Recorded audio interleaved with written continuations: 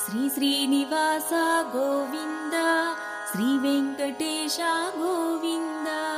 भक्तवत्सल गोविन्द भागवत प्रिय गोविन्द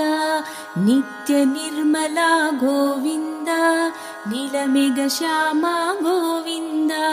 पुराण पुरुष गोविन्द पुण्डरीकाक्ष गोविन्द गोविन्द हरि गोविन्द गोकुलनन्दन गोविन्द गोविन्द हरि गोविन्द गोकुलनन्दन गोविन्द नन्दनन्दन गोविन्द नवनीत चोरा गोविन्द पशुपालक श्री गोविन्द पाप विमोचन गोविन्द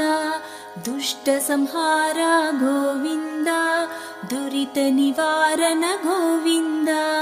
शिष्ट परिपालक गोविन्द कष्ट निवारण गोविन्द गोविन्द हरि गोविन्द गोकुलनन्दन गोविन्द गोविन्द हरि गोविन्द गोकुलनन्दन गोविन्द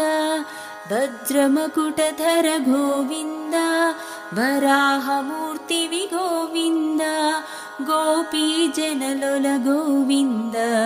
गोवर्धनोद्धर गोविन्द दशरथनन्दन गोविन्द दशमुखमर्दन गोविन्द